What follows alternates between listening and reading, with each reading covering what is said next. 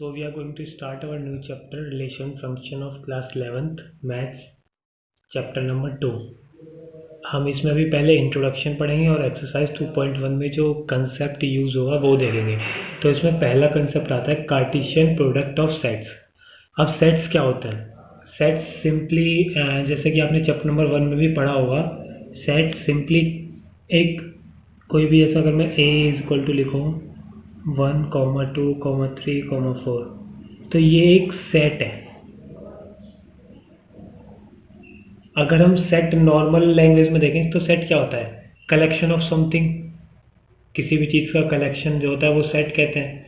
तो ऐसे ही इसमें मैथ्स में क्या पढ़ते हैं? नंबर्स का सेट। तो ए कोई भी एक कह सकते हैं वेरिएबल है, वो किसके इक्वल है? 4 नंबर ऑफ सेट। 4 मतलब 4 नंबर्स है इसमें, और 4 नंबर मिला के एक सेट बनता है। तो इसके अंदर जो होता है ये क्या होता है? नंबर्स 1, 2, 3, 4, ये 4 नंबर है, मतलब 4 मेंबर टाइप में कह सकते हैं। ठीक है, और इसको रिप्रेजेंट कैसे करते हैं? A open bracket 1, 2, 3, 4 and then close bracket. ठीक है, इसको ऐसे रिप्रेजेंट करते हैं। अब अगर हमारे पास दो सेट है, सपोज करो एक तो हो गया हमारे पास ए इज इक्वल टू 1, 2, 3, ठीक है, और दूसरा हो गया हमारे पास बी इज इक्वल टू 4, 5, 6। और अब मैं आपसे बोलूं कि फाइंड करो ए क्रॉस बी क्या होगा, मतलब कार्टेशियन प्रोडक्ट क्या होगा ए क्रॉस बी। तो वो कैसे फाइंड करेंगे? वो सिंपली क्या लिखते हैं हम, जैसे अगर मैं रिप्रेजेंट बाद में करके दिखाऊंगा, पहले ये दो सर्कल बना लेते हैं ऐसे ओवल शेप में। ठीक है, यहाँ पे लिख देते हैं ए, यहाँ पे बी, ये हो गया। तो हमने ये दोनों लिख लिए ए बी। ठीक है, ए में कौन कौन से नंबर है? 1, 2, 3, बी में कौन कौन से है? 4, 5, 6। ठीक है, तो ऐसे एक इसका है, ए सेट का एक मेंबर कितनों के साथ पेयर कर सकता है? 3 के साथ।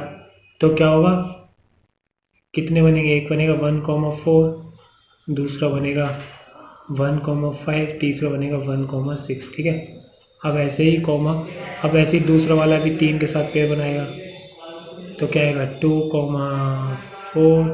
अब मैं यहाँ पे आगे जगह नहीं है तो यहाँ पे नीचे लिख रहा हूँ 2, 5 और 2, 6। और ऐसे ही फिर तीसरा वाला भी 3 के साथ बनाएगा, तो 3, 4, 3, 5, 3, 6। ठीक है, तो ये ए क्रॉस बी हमारा ये आ गया। इसमें कितने टोटल नंबर ऑफ मेंबर्स है? 1, 2, 3, 4, 5, 6, 7, 8, 9 है। और अगर हम नंबर निकालें ए कॉमा बी का, तो कितना है टोटल? कितने मेंबर अंदर? तो 9 नंबर को ऐसे रिप्रेजेंट करते हैं। ठीक है, ये हो गया हमारा इंट्रोडक्शन इसका कार्टेशियन प्रोडक्ट का। अब एक चीज़ और, इसमें क्या होता है, जैसे ए कॉमा बी जो होगा ना, वो बी कॉमा ए के और बी क्रॉस ए के इक्वल हमेशा नहीं होता। इट इज नॉट कंपल्सरी, मतलब ये कंपल्सरी नहीं है कि हमेशा ए कॉमा बी और बी कॉमा ए के इक्वल हो। ये कुछ स्पेशल केसेस होते हैं उसमें इक्वल होता है, नहीं तो 90% केसेस में इक्वल नहीं होता। इक्वल कब होगा? तब ए के एलिमेंट जैसे 1, 2, 3 हैं और बी के एलिमेंट 1, 2, 3, तब ये सेम रहते हैं। ए और बी के एलिमेंट सेम रहेंगे तब ये एलिमेंट किसको होते हैं? ये अंदर के जो नंबर होते हैं ना, मेंबर एलिमेंट कुछ भी कह सकते हैं, वैसे जनरली एलिमेंट वर्ड यूज़ करते हैं हम। तो ये दोनों जब सेम होंगे ना, इसके ए के एलिमेंट और बी के एलिमेंट, तभी ही ये ए क्रॉस बी और बी क्रॉस ए वाली कंडीशन सेटिस्फाई होगी, अदरवाइज ये कंडीशन सेटिस्फाई नहीं होगी। अब अगर इसी केस में मैं निकाल के देखूँ ए क्रॉस बी इक्वल टू ये था, ठीक है, इसमें हम बी क्रॉस ए निकाल के देखेंगे क्या आएगा। बी क्रॉस ए, तो बी क्रॉस ए क्या आएगा, कैसे निकालेंगे? फिर उसके लिए चलो नेक्स्ट पेज पे करते हैं। ए सेट था हमारा 1, 2, 3 और बी सेट था हमारा 4, 5, 6। और मैंने क्या निकालना है? B cross A. तो बी क्रॉस ए निकालने के लिए ऐसे दो ओवल शेप बनाएंगे, इधर लिखेंगे अब बी, इधर लिखेंगे अब ए। बी कितने? 4, 5, 6 एलिमेंट है और इसके 1, 2, 3। ठीक है, ऐसे ही सेम ये, ठीक है, तो इसका पहले क्या बनेगा 4,1 4,2 और ये 4,3, ठीक है।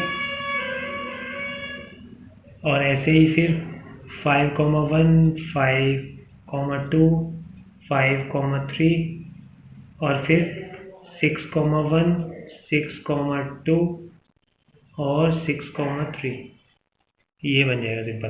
तो अब हमने देखा जो B क्रॉस A है वो ये है, और जो A क्रॉस B आया था हमारा वो ये आया था। दोनों के एलिमेंट सेम नहीं है ना, अलग अलग है ना। तो इस केस में हम कह सकते हैं कि जो A क्रॉस B है वो B क्रॉस A के इक्वल नहीं है, नॉट इक्वल। इसका मतलब होता है नॉट इक्वल, ठीक है। तो मैंने बताया था ना, ये ज़रूरी नहीं है कि A क्रॉस B और B क्रॉस A इक्वल ही आए हमेशा, तो ये नॉट इक्वल है। अब इसमें अगर हम रिप्रेजेंट करें तो A क्रॉस B को, अब ऐसे सारे थोड़ी लिखेंगे, इतने किसी किसी में 50-50 एलिमेंट होंगे, तो उनको ऐसे कैसे रिप्रेजेंट करते हैं? उनको रिप्रेजेंट करते हैं A, B और ये फिर dot A belongs to A and B belongs to B, ठीक है। इसका मतलब क्या है? ये कोई भी दो नंबर है, जो A है वो A सेट से, कैपिटल A सेट जो था हमारा उससे बिलोंग करता है, इससे, और जो B है स्मॉल b वो कैपिटल B सेट से बिलोंग करता है, मतलब इससे बिलोंग करता है। इसका मतलब ये हो गया, ये हो गया मेरी mathematical representation of Cartesian product of two sets. क्या हो गई? मैथमेटिकल, इसको डब्बे में बंद करके इसको लिखेंगे mathematical representation of Cartesian product of two sets, ठीक है। ये मैथमेटिकल रिप्रेजेंटेशन की ऐसे रिप्रेजेंट करते हैं हम, ये हमें ध्यान में रखना है। अब इसके बाद आता है, एक होता है एम्प्टी सेट। एम्प्टी सेट को पता है कैसे रिप्रेजेंट करते हैं? अगर कोई भी एक सेट है A, वो एम्प्टी है तो उसको रिप्रेजेंट करते हैं फाई, ठीक है। इसका मतलब हो गया कि A is an empty set. और इसमें एक चीज़ और ध्यान रखनी है आपको, किसी भी सेट की, जैसे सपोज करो ये B सेट है, इसकी अगर B सेट है कोई भी 1 2 3, ठीक है, कोई भी एक मैंने सेट ले लिया आप अपने पास से। अगर किसी भी सेट की जो नॉन ज़ीरो है, ये नॉन ज़ीरो सेट है हमारा और ये ज़ीरो मतलब एम्प्टी सेट है, तो अगर किसी भी नॉन ज़ीरो सेट की एम्प्टी सेट के साथ कार्टेशियन प्रोडक्ट करता है तो वो हमेशा एम्प्टी सेट ही आता है, मतलब फाई ही आता है, क्योंकि मैंने बताया था आपको A क्या है, ठीक है, ये है। अब इसमें A क्या है? A में तो कुछ है ही नहीं एलिमेंट, B में क्या है 1 2 3, इसमें कुछ है नहीं, तो किसके साथ पेयर करेगा? किसी के साथ नहीं कर सकता, क्योंकि कुछ है नहीं। तो फिर क्या आएगा? A क्रॉस B फाई आएगा। फाई मतलब ये एम्प्टी सेट ही होगा। बस इसमें आपको एक कीवर्ड याद रखना है कि अगर किसी भी एम्प्टी सेट की किसी नॉन एम्प्टी सेट या नॉन ज़ीरो सेट के साथ कार्टेशियन प्रोडक्ट करता है तो वो हमेशा एम्प्टी सेट ही आता है। ये आपको मेन थिंग याद करके रखनी है मतलब। अब इसमें हम ये कुछ ऑब्जर्वेशंस पढ़ने वाले हैं। कुछ ऑब्जर्वेशंस हमने क्या ऑब्जर्व किया है इससे, ठीक है।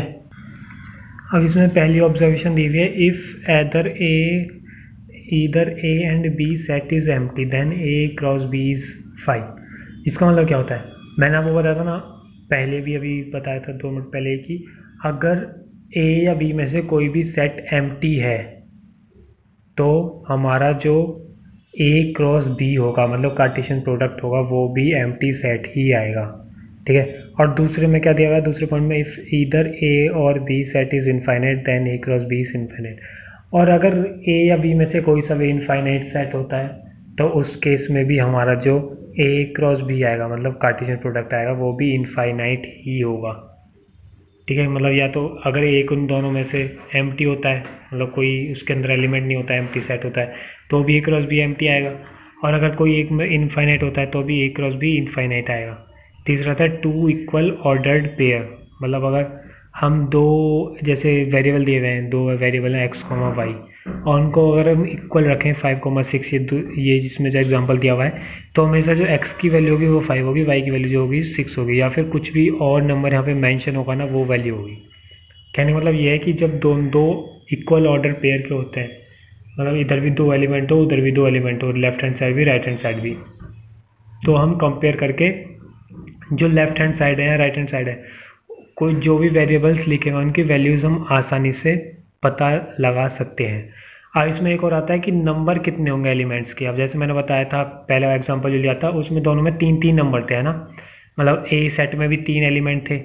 एन ऑफ ए का मतलब है नंबर ऑफ ए, ये वाला है ना, ये एन ऑफ ए इसका मतलब है number of A is equal to P. जैसे सपोज करो पी नंबर्स हैं, ऐसी एन ऑफ बी में क्यू नंबर्स हैं सपोज करो, तो number of A cross B में कितने होंगे, पी इंटू क्यू। अब जैसे मैंने एग्जांपल लिया तो उसमें 3 थे, 3 एलिमेंट ए में थे, 3 बी में थे, तो total number of element A cross B में कितने होने चाहिए थे, 9। तो हमने देखे थे 9 ही थे वैसे तो उसमें, जो पहले वाला था। एग्जांपल लिया था ना, ए में कितने यहाँ पे 3 एलिमेंट है, 1 2 3, ठीक है। बी में कितने 4 5 6, यहाँ पे भी 3 है। तो ए में 3 है, बी में 3 है, तो ए क्रॉस बी में कितने होने चाहिए, 9। 3 into 3 9 according to this formula. तो यहाँ पे काउंट कर लेते हैं, 1 2 3 4 5 6 7 8 9, 9 ही एलिमेंट है। तो मतलब जो ये वाला फॉर्मूला था, n of A equal to p, n of B equal to q, मतलब number of element in A set is p, number of element in B set is q. तो number of element in A cross B वो कितने चाहिए, P into Q मतलब 3 into 3 equal to 9। तो मतलब ये वाला फॉर्मूला हमारा सही है, जो यहाँ पे मैंने एग्जांपल लेके बताया था ना, ये वाला फॉर्मूला, ये हमारा फॉर्मूला जो है ये बिल्कुल सही है, ठीक है।